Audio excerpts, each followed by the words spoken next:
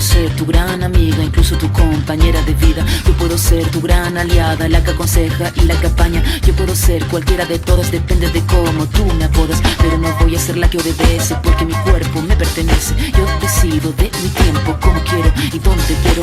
Independiente yo nací, independiente decidí. Yo no camino detrás de ti, yo camino de la para ti. Tú no me vas a humillar, tú no me vas a gritar, tú no me vas a someter, tú no me vas a golpear, tú no me vas a denigrar, tú no me vas a obligar, tú no me vas a silenciar, tú no me vas a callar.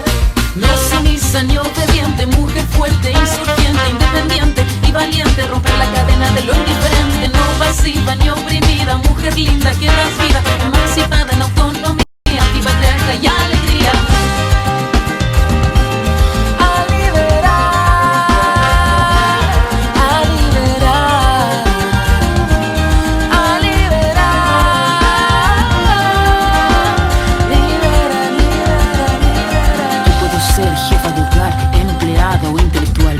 Ser protagonista de nuestra historia y la que agita a la gente de la comunidad, la que despierta la vecindad, la que organiza la economía de su familia. Mujer libre se pone de pie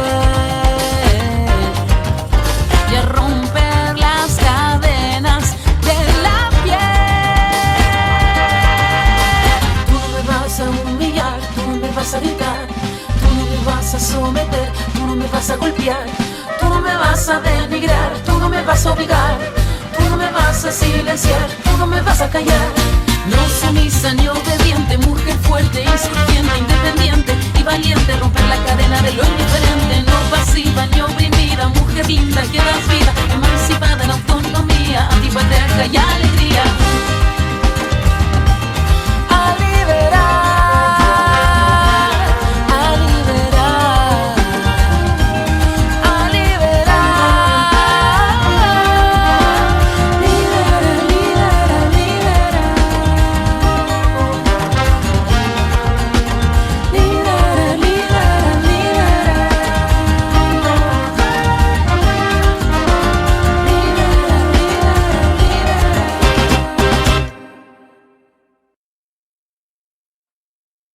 Hola, hola, saludos a todas y todes quienes estén sintonizando Radio Zapote en un nuevo lunes de lunas. Bienvenidas, bienvenides a esta transmisión, a esta entrevista.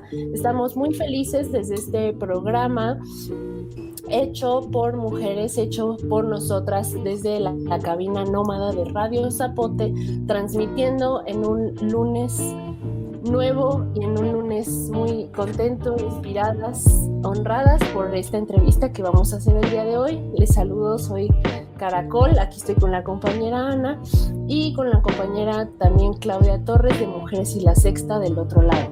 Hoy tenemos una entrevista muy especial con Francisca Fernández Droguet. Ella es candidata a la Convención Constitucional del Distrito 10, feminista, socioambiental territorial, integrante del Movimiento por el Agua y los Territorios y de la Coordinadora Feminista 8M. También es antropóloga y doctora en estudios americanos. Nos acompaña el día de hoy desde Santiago de Chile y estamos muy contentas de tener la oportunidad de informarnos más.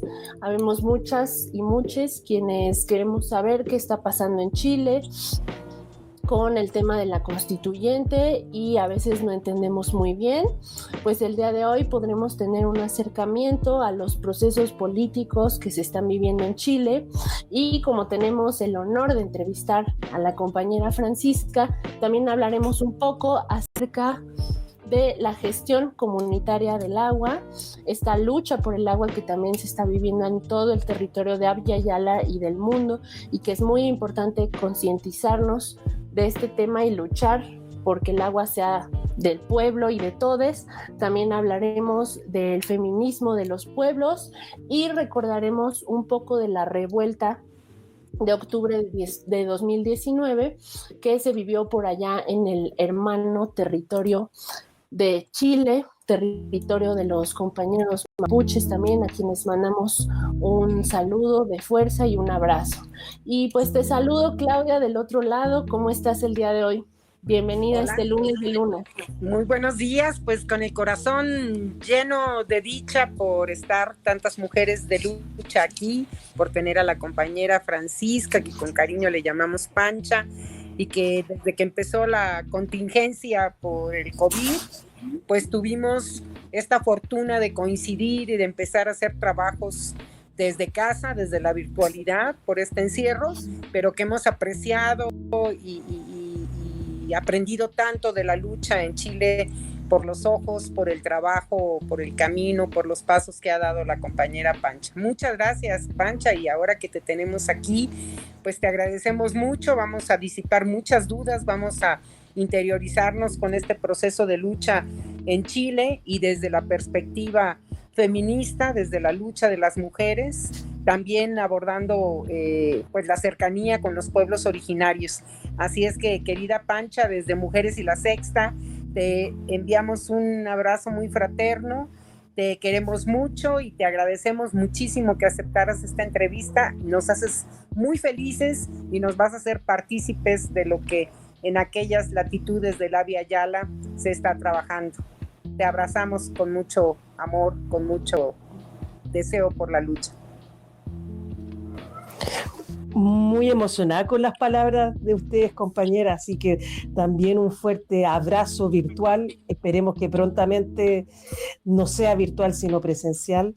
A todas, a todos, de verdad, son esas cosas mágicas que han ido pasando. La pandemia nos ha traído mucho dolor, pero así como los pueblos resistimos el dolor con alegre rebeldía, también somos capaces desde el dolor saber articularnos con marcos de esperanza. Y es así que durante todos estos meses hemos tenido esta belleza de poder articular, dialogar y reflexionar entre distintas compañeras de Via Yala. Así que para mí también una profunda admiración de distintos procesos históricos que se han vivido en el país llamado México, pero que es mucho más complejo que solo hablar de México, y que justamente hace que esté absolutamente en una dicha suprema de estar además en una radio que es un referente para muchas. Yo comentaba que justamente Zapote, muchas compañeras feministas la escuchamos de antes de estos hechos, de hace muchos años, porque entendemos la importancia de informarnos desde los pueblos, porque sabemos que los medios masivos omiten y mienten. Así que infinitamente agradecida. Perfecto, entonces nos arrancamos. Esperemos que todos aquellos que nos miran y nos escuchan estén bien en cualquier punto del planeta y de nuestro hermoso continente. A Via Yala. Saludo muy felizmente a Francisca. Vamos a comenzar con las preguntas. Lo primero que resalta es, hablando pues de la compañera Francisca, es su pensamiento, su inteligencia, su capacidad de construir, tejer y aportar ideas. Y así, entonces, la primera pregunta, Francisca, que es antropóloga, también resaltarlo porque estamos en una radio que surge de colegas, de estudiantes y profesores, trabajadores de la antropología, trabajadores de la cultura, y por lo tanto la generación de ideas y la vida de las ideas nos interesa.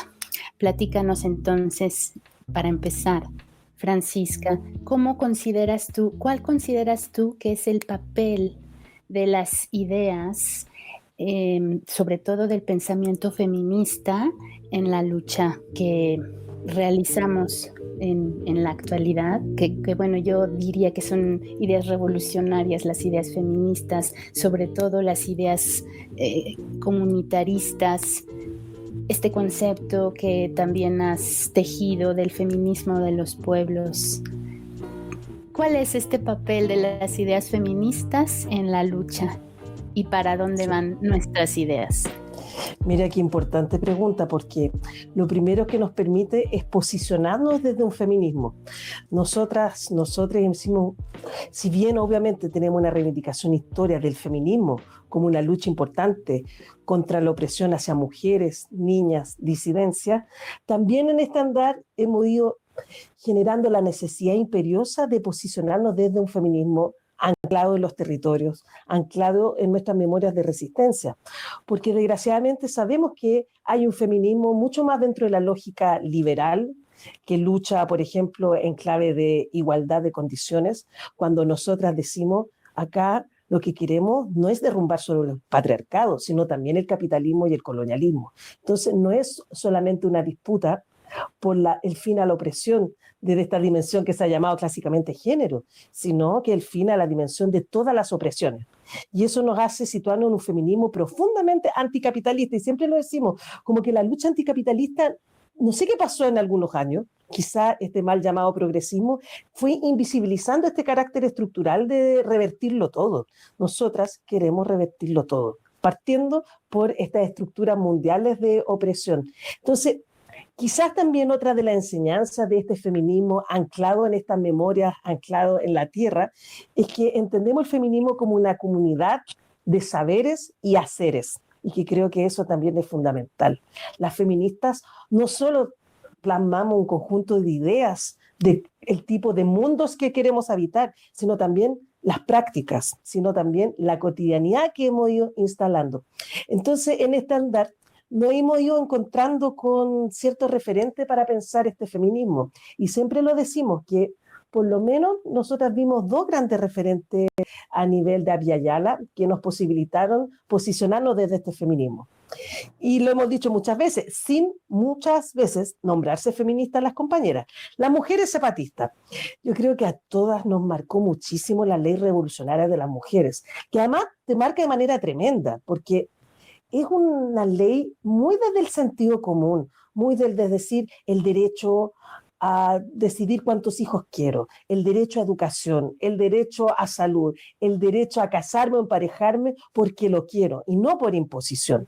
Entonces tú escuchas esto y son sentidos comunes, pero que también te das cuenta que históricamente muchas mujeres campesinas de pueblos originarios, afro, migrantes, sectores populares, urbanos y campesinos, hasta ese pequeño detalle de cómo construir tu cotidianidad es un campo de disputa.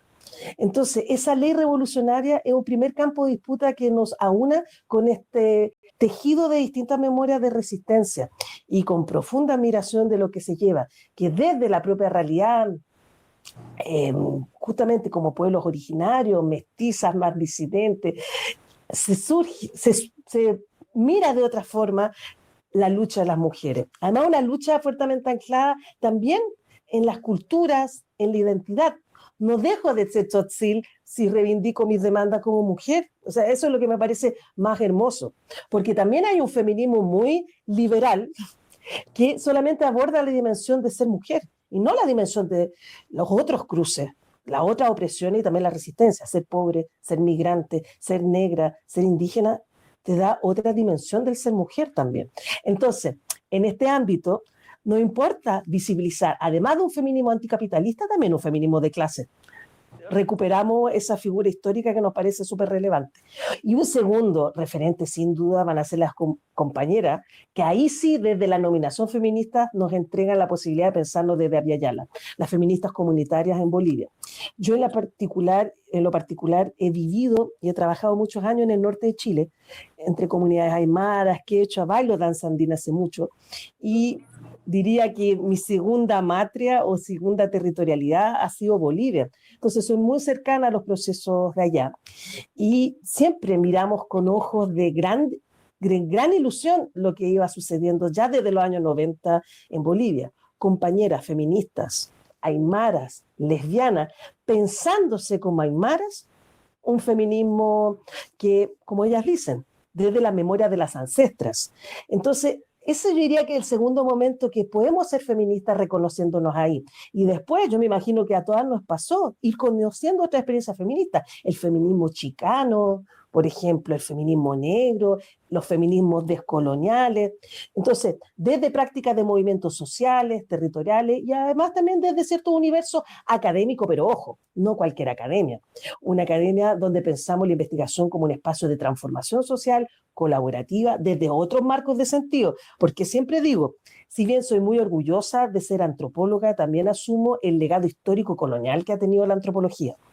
Entonces, la antropología en sí misma no es un campo reflexivo crítico. Es la antropología que hemos decidido algunas y algunos transitar. Y eso es como súper importante y siempre lo decimos. Yo me imagino, queridas colegas, que a todas nos pasa lo mismo. Y me pasa algunas veces, claro, me reconozco mucho más como profesora y trabajadora desde la antropología que desde un academicismo que finalmente le falta justamente lo que nos gusta del feminismo, el anclaje, los pies en la tierra. Muchas veces pasó eso, pero hemos tenido la suerte de juntar esas distintas aguas. Entonces, ¿qué nos sucedió? Fuimos conociendo experiencias. Las feministas comunitarias, muchas viajaron a Chile, a encuentros con organizaciones de pobladoras, de las luchas socioambiental, que es de donde yo me inserto, compañeras hermanas, la mien mapuche, y de ahí dijimos, bueno, podemos ser feministas y no este feminismo liberal de la lógica exclusiva de los llamados derechos civiles, de la lógica exclusiva del mandato ONU, mujer, sino desde la lucha de nuestras madres, nuestras abuelas, mapuche, contra el colonialismo, contra la dictadura cívico-militar, y nos fuimos reconociendo ahí. Y ahí emerge la idea, bueno, tenemos que ir posicionándonos en algún lugar de este feminismo. El feminismo comunitario, ya está.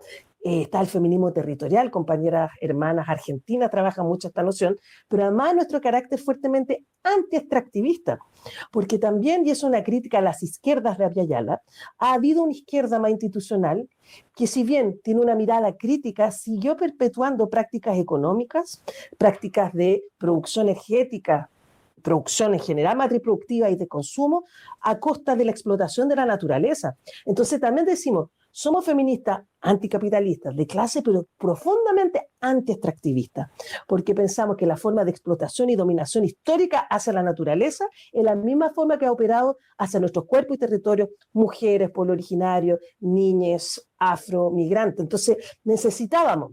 Y ahí aparece una categoría también muy potente, que es plurinacionalidad, que sobre todo lo levantan mucho en los años 90 organizaciones indígenas de Bolivia y Ecuador. Bueno, además de esas cosas mágicas, yo viví 3 años en Quito, partí estudiando antropología en Quito, como mucho emocionado, cumplí los 18 y me fui de casa a viajar por América Latina. Llegué hasta Quito nomás. Bueno, me enamoré rápidamente de ese territorio y estudié 3 años antropología en la Politécnica Salesiana. O sea, creo que también, bueno, soy hija de exiliados. Yo nací en el exilio de mis padres en Francia. Entonces, también mi relato transfronterizo es parte de mi vivencia personal, que también lo construyo como vivencia política. O sea, de entender que son los grandes referentes del continente que nos permiten ir posicionando y viendo otras lecturas.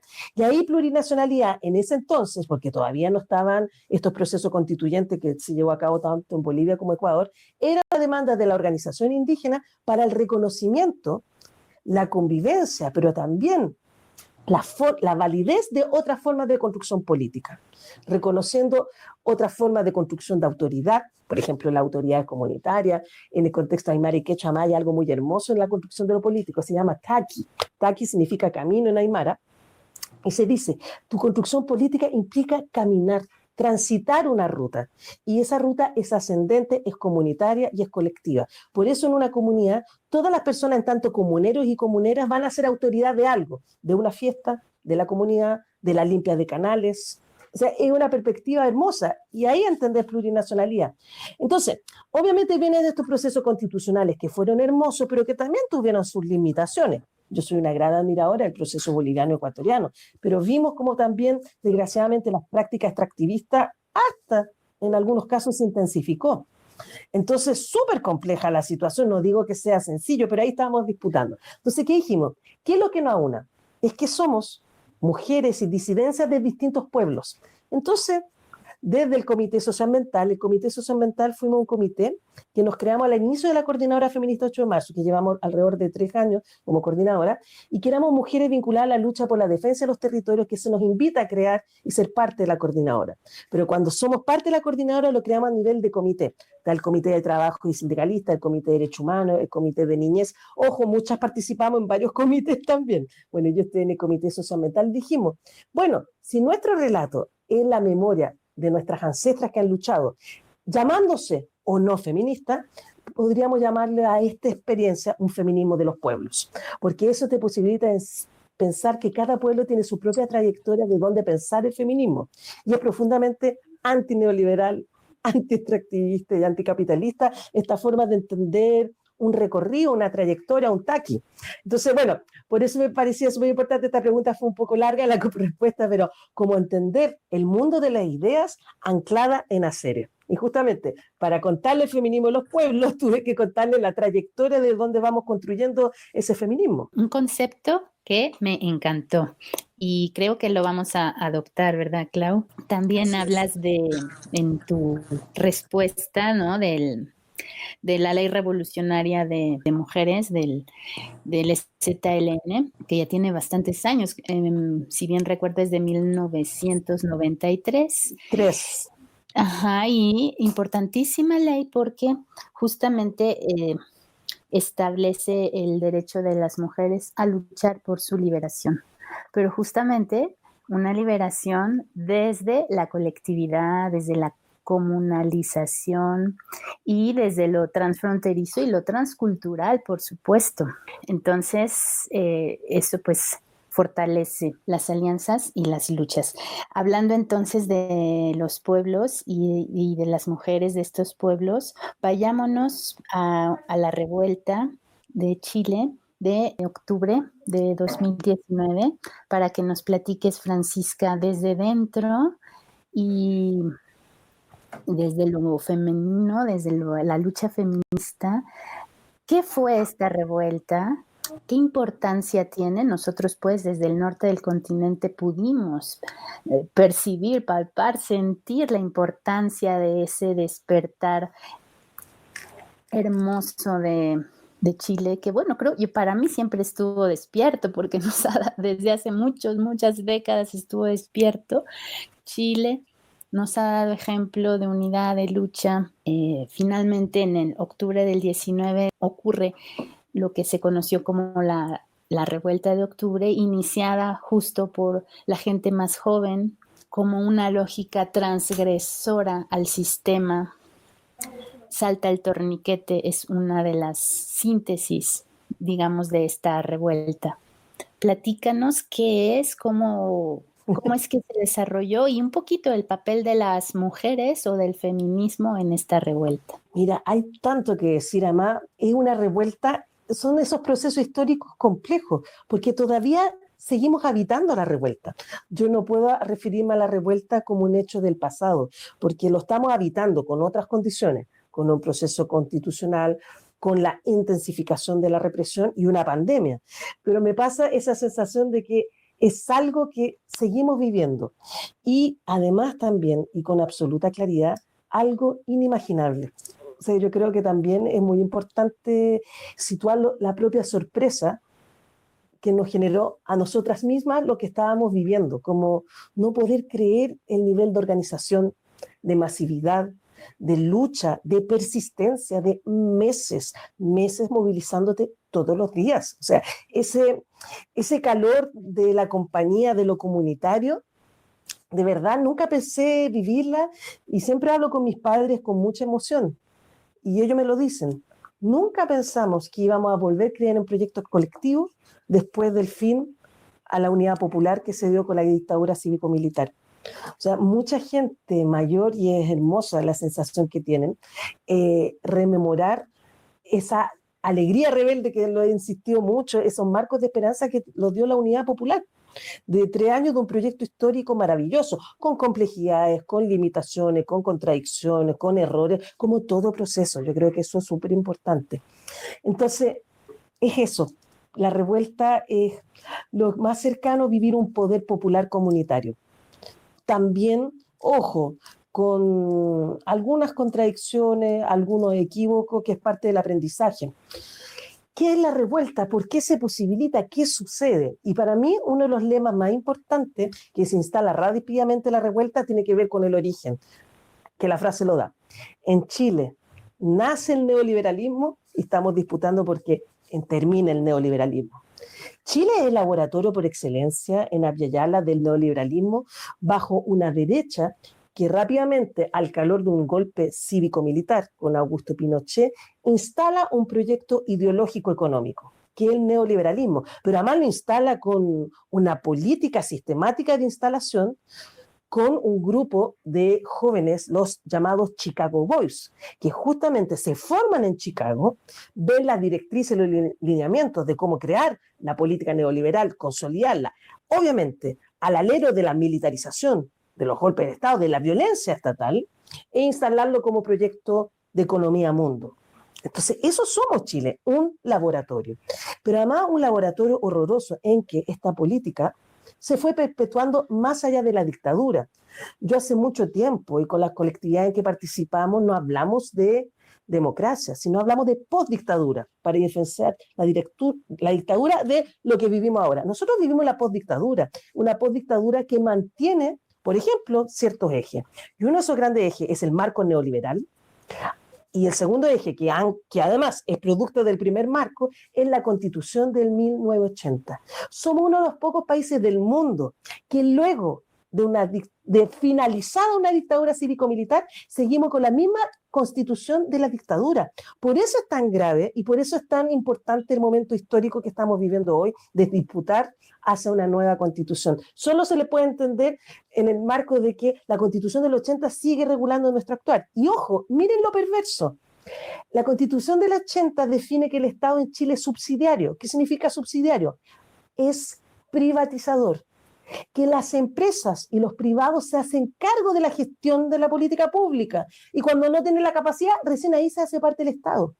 O sea, esto logró privatizar el agua, la salud, la previsión social, el transporte, la educación, o sea, todo, bajo además la consolidación de un Estado fuertemente centralista. Y a nivel constitucional, y no podemos olvidar, la Constitución define los lineamientos, los principios, los derechos que derivan en leyes y que derivan luego en institucionalidad. Entonces, de verdad, en Chile todo es privado, es todo precario, es tremendo. O sea, si ustedes ven las grandes movilizaciones de las y los estudiantes, es por una educación digna, pública, de calidad, no sexista, porque en Chile el Estado mercantiliza todo bajo esta figura de subsidiariedad. Entonces, yo digo siempre, nuestra subjetividad neoliberal se cansó, pero además de burla sistemática. Yo les doy solamente ejemplo para que se entienda el marco de la revuelta. En un momento, la salud pública es muy deficitaria y la atención, obviamente, a servicios básicos de salud implica que tú te tienes que levantar al alba o quizás hasta dormir en una fila para poder tener salud gratuita. Entonces, una vez un ministro dijo, bueno, que se levante más temprano la gente para que haga vida social. O sea, imagínense, eso es una burla hacia los pueblos. Después hubo un plan de reducción de la entrega de leche a niños y niñas de sectores populares. Y se le entrevista al ministro de Salud y le dice, bueno, pregúntenle a las vacas por qué no están dando más leche. Después había una ministra, ya no me acuerdo, no sé si era la ministra de Educación, pero estaba vinculada con su sueldo. Y ella dice, bueno, pero ¿quién puede vivir con este sueldo reguleque? Reguleque es como regular poco. Eran millones y millones. O sea, ¿qué quiero decir? Una burla sistemática hacia los pueblos, donde la precarización de nuestra vida era la constante. Entonces, siempre yo digo, la revuelta tiene dos aguas, dos flujos que hacen que sea el insumo que posibilita la revuelta. Una rabia corporalizada de años, décadas y centenares de años de esta rabia con los gobiernos de turno, pero por otra parte también demandas históricas y reivindicaciones que distintos movimientos sociales y pueblos habíamos logrado sostener. Pueblo mapuche, sin duda, en la lucha por la autonomía, la autodeterminación y la territorialidad. Por otra parte, las feministas que llevábamos desde siempre, desde la dictadura, luchando por nuestros derechos sexuales, reproductivos, luchando por salario digno. Por otra parte, la lucha anti-extractivista, porque en la postdictadura se intensificó el extractivismo bajo políticas neoliberales y la política del despojo se masificó bajo un código de agua, por ejemplo, que en la dictadura privatiza el agua, pero con el gobierno de la concertación, los primeros gobiernos supuestamente democráticos privatizan las sanitarias. Entonces era todo esto y esas aguas se juntan y emergen. Y sin duda, ¿quién fue la gota que rebalsó este vaso de agua? Fueron las y los estudiantes, con algo tan simbólico. El metro. El metro en Chile solamente existe en la ciudad de Santiago de Chile, en un país fuertemente centralista. Es uno de los medios de transporte de Abya Yala más caros, así, claramente, y como gran gracia iban a subir 30 pesos. Y las y los estudiantes, que además hacía mucho tiempo que se estaban movilizando por una educación gratuita, llaman a saltar los torniquetes. Pero además lo maravilloso es que al principio fueron ellos, saltar literalmente el torniquete del metro para ingresar gratuitamente, pero la gente, el vecino, la vecina, los pobladores se emocionaron y empezaron a saltar esos torniquetes. Hay una imagen maravillosa de un libro que hace recopilación de fotografía y ven como en una escuela que está tomada por los estudiantes, ponen unos caballetes de atletismo las estudiantes para practicar saltar los torniquetes. Es una de las fotos que yo diría que más me emociona. O sea, las compañeras estudiantes ahí practicando.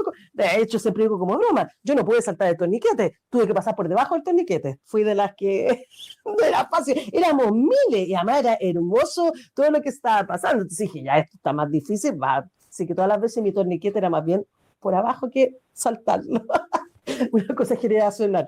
Bueno, y eso se fue y esto emerge. Entonces, ¿qué pasa? No son 30 pesos, son 30 años. Y ahí surge uno de los lemas importantes. 30 años que son los de la postdictadura. Pero después la temporalidad se va enganchando. No son 30 años, son 47. Porque no es solo el marco del neoliberalismo postdictatorial, sino también la dictadura. Y de manera maravillosa, también los pueblos originarios nos dicen, no son 30 ni 47, sino son más de 500 años. Porque no son solo los gobiernos de turno, sino un Estado colonial opresor, que en su origen es así, se basa en la opresión de los otros pueblos.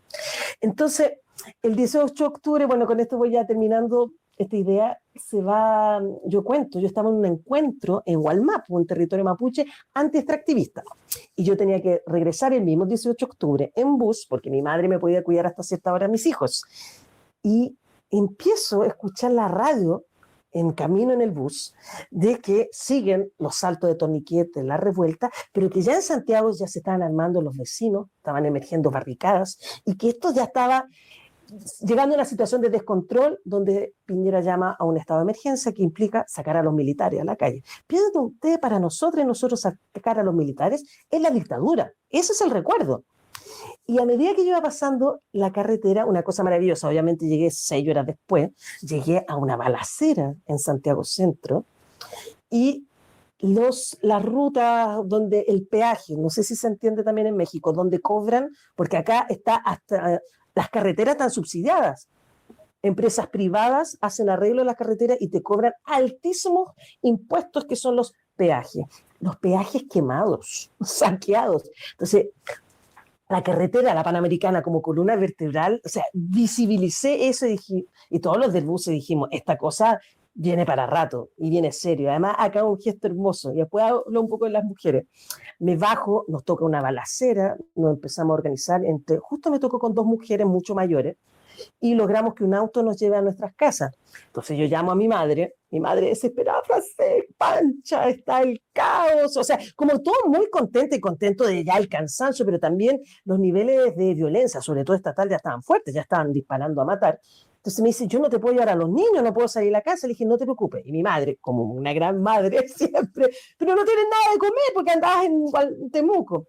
Entonces me bajo del auto y de repente una de las mujeres me toca el hombro y me dice, ya que le escuché que su mamá le dijo que no tenía de comer, me dio pan y la otra me dio maní. Y siempre digo, llegué a mi casa la primera noche revuelta a escuchar los medios alternativos comiendo pan y maní gracias a estas grandes compañeras que juntas bajamos en un bus en la mitad de la vorágine de la ciudad.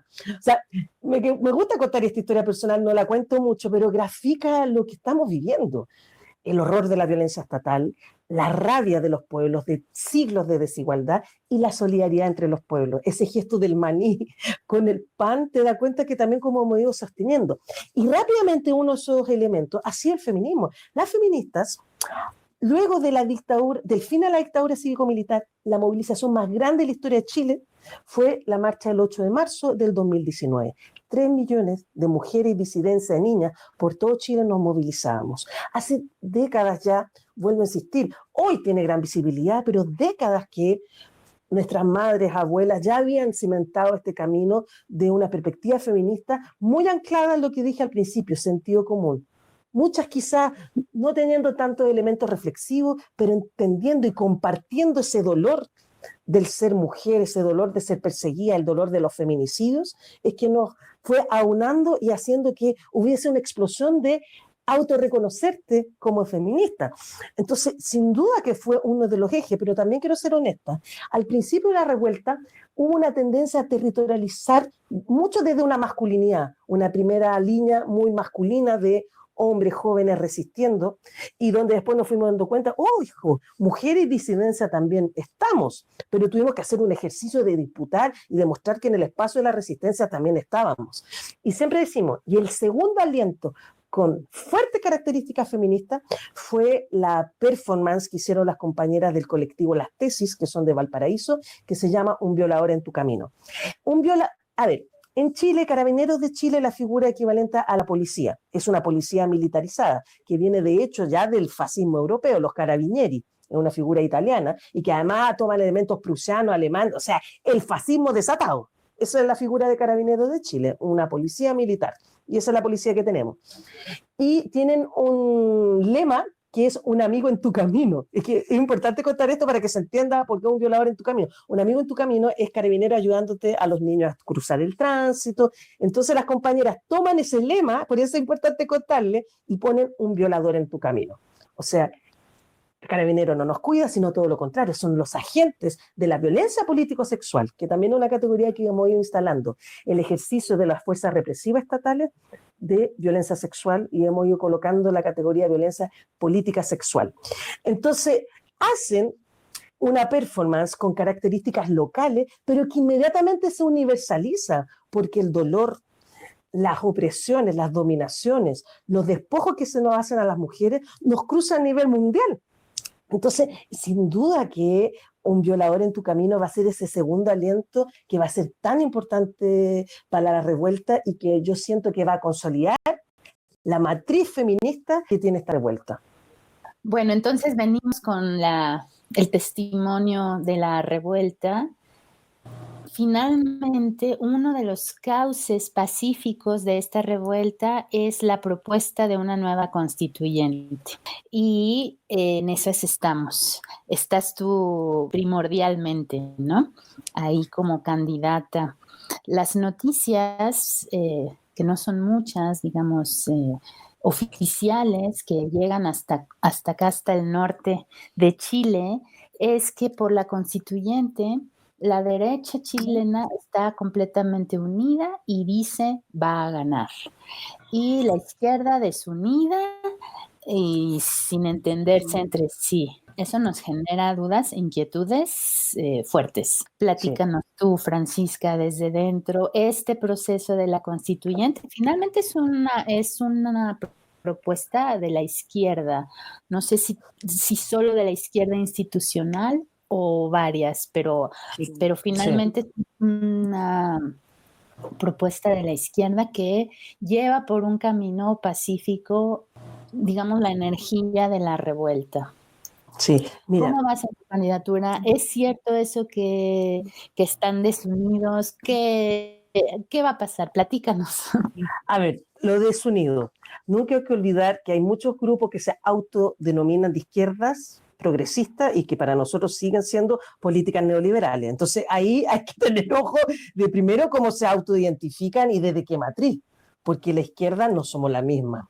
Eso es súper relevante. Entonces nos vamos a ir con los partidos políticos que han perpetuado las políticas precarizadoras de la vida y que han gobernado estos 30 años. Y ahí hay absoluta claridad.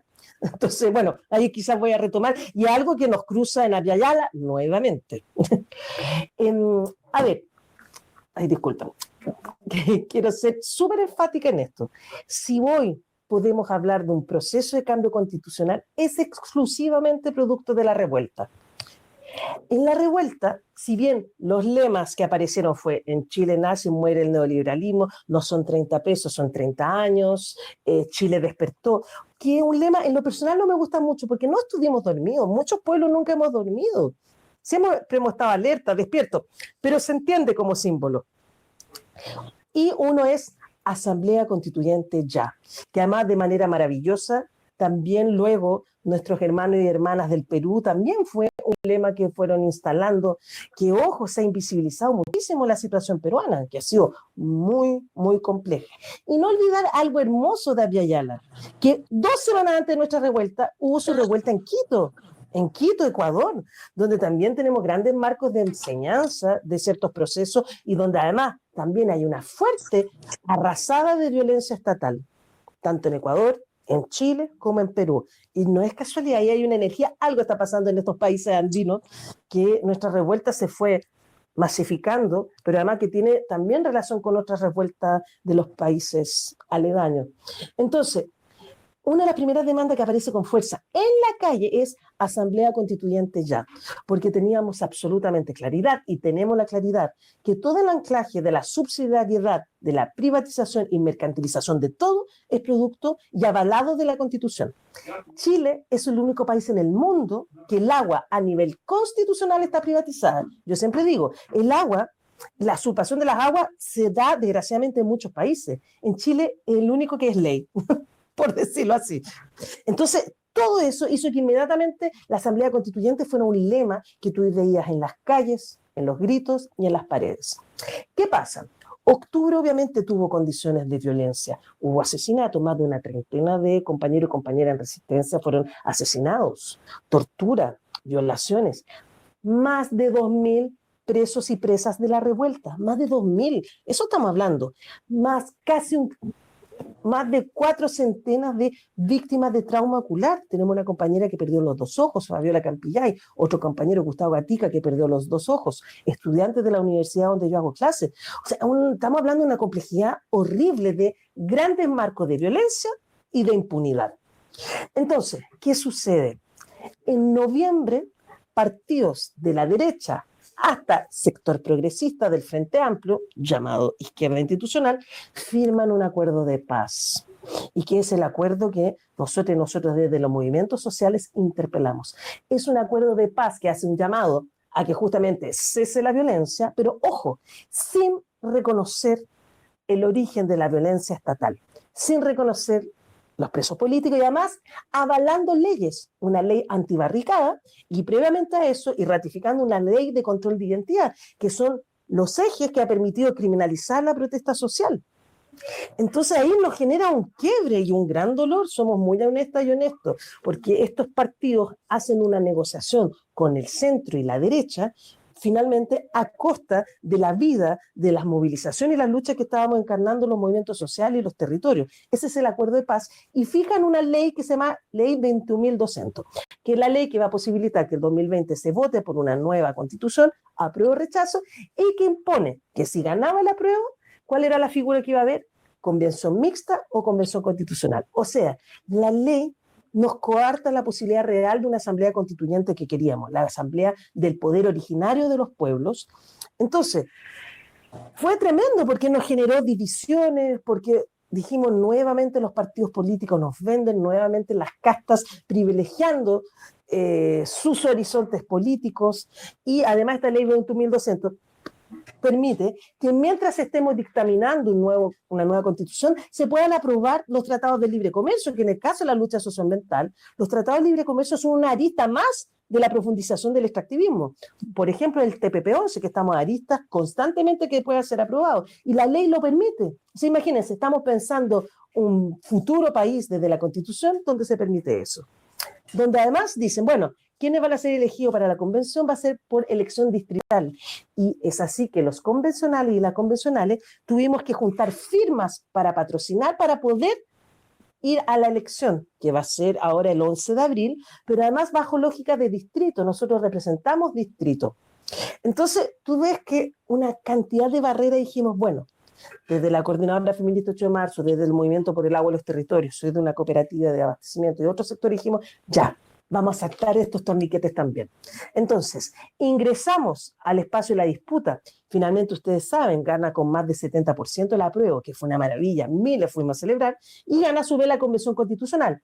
La Convención Mixta era que mitad congresista invita a ciudadanía, y la Convención Constitucional, todos y todas ciudadanas, pero al alero del acuerdo de paz, al alero de la 21.200. Entonces dijimos, ya, llamamos a aprobar, desbordamos las calles, más del 70%, y dijimos, va a ser otro torniquete. Entonces, tenemos claridad que estamos ingresando a un proceso con trabas, con amarres, con el privilegio de los mismos partidos políticos que han perpetuado sus privilegios y ganancias, y con esa claridad entramos a esta carrera. Pero ojo, piensen ustedes, ahora mismo yo les contaba que tuve que conectarme desde la Casa de Amistades porque fuimos candidaturas independientes vinculadas a movimientos sociales a una acción, un plantón, como le llamarían ustedes, afuera del Consejo Nacional de Televisión, porque miren, la franja electoral en el tele solo lo van a poder tener partidos políticos, que son parte del problema. Siempre decimos, los partidos son parte del problema. La revuelta es porque no queremos más de esa mal política. Y nos dejan afuera a los movimientos sociales. Entonces fuimos a hacer un plantón exigiendo, queremos una franja igualitaria, que los distintos movimientos y sectores movilizados tengamos la posibilidad de estar en ese espacio. Y además, recordando, si hoy estamos a puertas de un cambio constitucional, es exclusivamente producto de la movilización social que hemos sostenido, y no por la veña de los partidos políticos, que justo en estos 30 años fueron incapaces de derrocar la constitución de Augusto Pinochet. Entonces, por eso tenía que dar todo ese marco. Finalmente, 48 horas antes de cerrar las candidaturas, decido ingresar a una lista que se llama Lista Movimientos Sociales en mi distrito, que toma 6 comunas, donde yo habito, y una de esas comunas donde está la Plaza de la Dignidad, y ahí nos articulamos. Coordinadora Feminista 8 de marzo, No Más AFP. AFP es la figura de previsión social privada que hay en Chile, la Coordinadora Nacional de Inmigrantes, la Red de Actrices Chilenas, la Defensoría de las y los Trabajadores y Brigadistas de la Salud de la Plaza de la Dignidad, conjuntamente armamos esta lista. Somos listas exclusivamente de movimientos sociales independientes a los partidos políticos. Pero si ustedes ven, en esta disputa, nuevamente favoreciendo a los sectores que históricamente han tenido protagonismo. Lo mismo, vamos a tener aportes estatales a las candidaturas mínimas.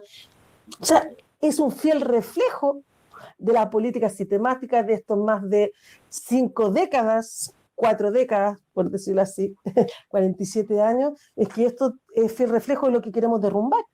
Entonces, no es sencilla justamente esta candidatura, porque estamos que, insisto, saltar todos estos torriquetes, todos estos amarres, pero además seguir movilizadas. Siguen habiendo detenciones, diariamente están habiendo condenas horrorosas. Un chico de 18 años acusado 5 años y un día de cárcel efectiva por supuestamente haber quemado un hotel que estaba además desalojado y además con problemas económicos, en quiebra. O sea, inmediatamente nos hace ruido, y no estaba ni siquiera en el lugar. O sea, estamos hablando de eso. Diariamente tenemos que ir a protestar fuera de los tribunales por esta criminalización, por la cantidad de montajes que se están haciendo en torno a la gente que sale a protestar. Y los viernes sigue, todos los viernes, en la Plaza de la Dignidad, la movilización y las acciones siguen permaneciendo. Entonces, no es sencillo. Estamos disputando, estamos debatiendo, estamos tratando de difundir nuestras propuestas, nuestros programas, y a la vez seguir sosteniendo nuestra propia revuelta. Entonces, todo es el marco de la candidatura, y nuevamente fue una respuesta bastante extensa, pero teníamos que dar todos estos elementos para que se entienda en qué momento nos encontramos. Entonces, ¿qué pasa? La derecha, unidad jamás será vencida, fueron todos juntos como candidatos. Pero las llamadas izquierdas, tenemos este grupos de izquierda que firmaron el acuerdo de paz, que son de partidos políticos. Con ellos no vamos a ir, porque ellos son parte del problema. Entonces, por eso está esta gran cantidad de otras listas, que son los movimientos sociales, pero que tenemos claridad que también somos la gran fuerza social que va a disputar este espacio. Entonces, la derecha, ojo, no está ganando. La derecha ha hecho su rechazo, tuvo menos de 20%. Los partidos de derecha tienen bajísimas tasas de militancia y de votación a ellos. Lo que pasa es que son estratégicos, van juntos. Entonces, lo más probable es que cada distrito van a asegurar tener 1 o 2 por lo menos constituyentes. Pero vuelvo a insistir, ¿cómo vamos a ir con partidos que se hacen llamar de izquierda y que firmaron ese acuerdo de paz, que firmaron la ley antibarricada, que fue un argumento que utilizan para levantar montaje hacia jóvenes que hoy son encarcelados? Entonces, por eso es súper importante, y yo creo que ustedes en México tienen una historia bastante parecida. Tenemos que diferenciar de esa mal llamada izquierda. Nos tenemos que diferenciar, claramente. Bueno, muy pertinente aclaración, perspectiva desde dentro. Nos da esperanza desde acá, desde México. Nosotras y seguro muchísimas más corazonamos con ustedes. Deseamos, y nuestra energía es que este proceso pueda tener cabida para las luchas, para los movimientos, que sea bien apropiado y que siga adelante. Como dicen los compas zapatistas por acá respecto de los partidos políticos, los partidos nos parten y siempre tenemos que tener claro esto. Y es una cosa contra la que hay que pensar y organizarse. En ese sentido, pues ya va mi última pregunta, Francisca. Ha estado súper interesante relativa a esta otra parte que este otro aspecto que nos dices de los movimientos sociales, ¿no? Que finalmente son los que sostienen y determinan el latido de la lucha, la gestión comunitaria del agua. Qué bonito concepto y qué síntesis en esta frase de lo que es el feminismo, los pueblos, la lucha y lo que es el centro de la vida, el agua, como lo hablaban en lo de somos ríos que fluyen, somos cuerpos de agua y sin agua pues no hay más nada. Y lo que comentas importantísimo del asunto de que en Chile el agua está privatizada, ¿no? Bueno, entonces, para finalizar, Francisca, platícanos esto de la gestión comunitaria del agua, los movimientos en torno a la defensa del agua, tu participación. Muchas gracias. Mira, hace 9 años se organiza por primera vez un espacio que lo organiza el Observatorio Latinoamericano de Conflictos Ambientales, que se llama Aguante la Vida, que es una figura interesante. Aguante la vida. Y éramos alrededor de un centenar de organización. Yo intenciono hace años en Santiago, soy parte de la recuperación de un cerro. Hace 20 años recuperamos un cerro en plena ciudad de Santiago que se llama Cerro Blanco, como un espacio pluricultural, plurinacional, donde tenemos huertas urbanas, tenemos animales y un campo de disputa súper complejo porque hace alrededor de 3 años perdimos el comodato, entonces constantemente nos tratan de sacar de ese espacio. Ese es mi espacio vital desde la lucha socioambiental, pero también de la lucha de los pueblos. Bueno, y soy parte de un bloque andino por el agua y los territorios que bailamos danzas andinas, apoyando diversas movilizaciones del pueblo mapuche, socioambientales, estudiantiles, feministas, por la vivienda digna, bueno, y participamos y nos dimos cuenta que un eje muy común de todos los movimientos sociales, los territorios, las organizaciones, es el despojo territorial, la contaminación y degradación de lo que nosotros llamamos bienes comunitarios, que no es, o sea, recursos naturales, hace años que no hablamos de esa palabra, y hablamos de bienes comunitarios, no de bien de propiedad, sino de bienestar. El bienestar de las comunidades, de ahí viene bienes comunitarios, o el bienestar de las y los comunes, que incluye lo humano como lo no humano, los espíritus, nuestros muertos, los animales, las plantas, son parte de esos comunes, que es importante señalar siempre eso. Y dijimos, bueno, una de las políticas centrales de privatización y despojo de los bienes es el Código de Agua de 1981, que vuelvo a insistir, te permito en Chile. Si bien el agua es reconocida como un bien nacional de uso público, la forma de acceder es a través de la figura de derechos de aprovechamiento de agua, que es simplemente un mercado de agua, donde tú puedes comprar, vender, arrendar y hasta hipotecar. Siempre lo digo, pero es que de verdad es demasiado dramático en casi todos los conversatorios. Tú puedes ir el domingo a los diarios nacionales y ver en los anuncios económicos cómo se rematan ríos. Se venden los ríos. O sea, eso estamos hablando. Eso es lo monstruoso del Código de Agua, que además ha generado un primer elemento, el sobreotorgamiento de derechos de agua de cuenca. ¿Qué significa sobreotorgamiento? Que se han vendido más derechos de agua de la capacidad que tiene la cuenca de hacer recarga hídrica. Y además, adivinen, ¿a manos de quién están esos derechos de agua? Megamineras, agronegocios, forestales, hidroeléctricas, salmonera, o sea, toda la institucionalidad privada y también pública hay, que están vinculadas con el despojo territorial, la contaminación.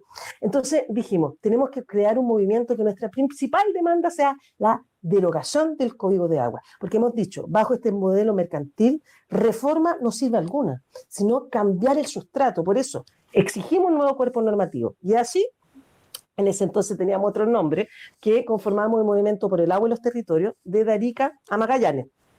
Pero bajo, diría, 3 ejes. Uno, anti-extractivista, o sea, darle una dimensión económica estructural a nuestras luchas, porque muchas veces vimos Y ojo, estamos absolutamente de acuerdo con políticas socioambientales de reducir, reciclar, reutilizar, pero nosotros damos la dimensión estructural. Acá el problema del capitalismo, acá el problema de un sistema mundo, acá el problema de una forma de relación a través de la explotación, la dominación y el consumo de la naturaleza. Entonces teníamos que ser muy clara en esta dimensión anti-extractivista. Pero dos, un movimiento plurinacional, entendiendo que éramos distintos pueblos afro, originarios, migrantes, urbanos, campesinas, donde queríamos recuperar también las prácticas ancestrales y los horizontes de pensamiento y visiones de mundo desde estos pueblos originarios o desde los distintos pueblos. Y tercero, que es un elemento muy importante, el carácter absolutamente antipatriarcal, porque también hicimos la reflexión como movimiento que la forma de explotación de la naturaleza ha ido configurando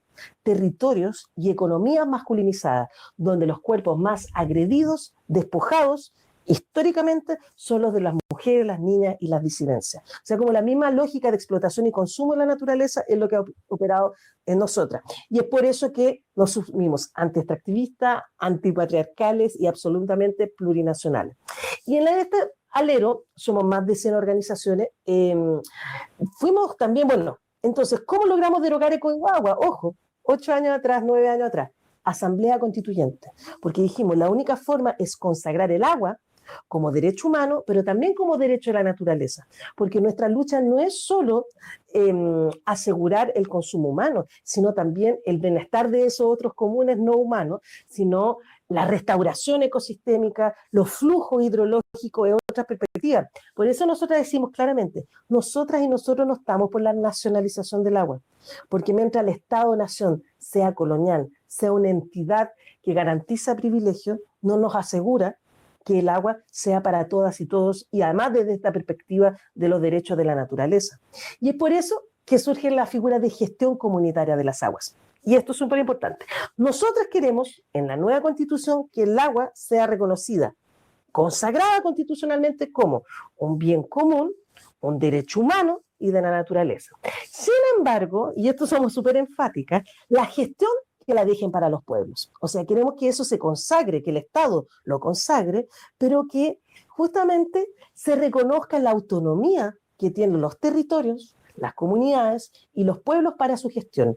Y es eso que llamamos gestión comunitaria del agua, más algo hermoso. En un penúltimo encuentro lo hicimos en una zona en que desapareció completamente un lago, Aculeo, y acordamos hacer cabildos por el agua para presentar un decálogo, que en algún momento pudiéramos construirlo como una ley de iniciativa popular, que en Chile, ojo, no existe la figura de ley de iniciativa popular en esta actual constitución, pero que queríamos disputar. Y creamos el decálogo por la gestión comunitaria de los derechos del agua con 10 puntos. El agua como bien común, derecho humano, derecho a la naturaleza, la gestión por cuenca, subcuenca, recuperando las prácticas ancestrales, desde marco de la sostenibilidad de la vida, desde el cuidado y la organización de la vida, una matriz hermosa. E hicimos 70 cabildos y generamos esta propuesta, pero además lo más hermoso, estábamos hablando en marzo de 2019, nuestro primer cabildo lo habíamos organizado para el 19 de octubre. Nunca pensamos que un día antes iba a haber una revuelta, y siempre lo cuento, ese 19 de octubre, que fue una organización campesina, San Pedro de Melipilla, se realizó de igual manera. Y así que hoy tenemos el decálogo de los derechos de las aguas desde la gestión comunitaria, en el marco de una revuelta. Así que eso ha sido el camino, y que, ojo, es una de las disputas centrales que estamos dando hoy los movimientos sociales, que justamente en esta nueva constitución logremos consagrar el agua y demos fin al Estado subsidiario, donde la gestión comunitaria es nuestra claridad, en la forma que queremos entender la defensa de los territorios. Así que eso, queridas.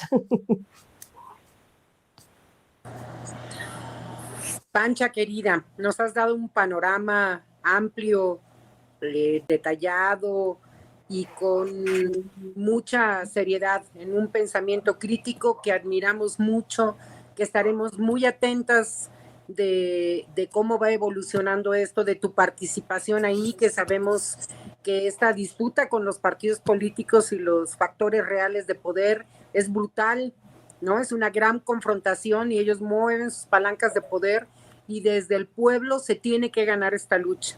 Confiamos en el pueblo chileno, confiamos en los pueblos originarios que están en Chile, y es un gran ejemplo lo que están haciendo ahora. porque ojalá todos nuestros países hagamos esta constituyente y tumbemos todas estas leyes que nos tienen en la opresión, que nos tienen sometidos e inmersos en colonialismo, patriarcado, capitalismo. Estas tres formas de sistemas que denostamos, que estamos en esta lucha constante, y ustedes, Chile, hoy están en el foco de nuestra atención. Vamos a ver cómo evoluciona, estamos atentísimos a aprender de esta historia que están construyendo paso a paso. Les deseamos, les mandamos la mejor vibra, les mandamos todo nuestro cariño, todo nuestro aprecio. Ojalá que toda esta conciencia de lucha emerja fuerte, fuerte, fuerte para que se logre el propósito del pueblo.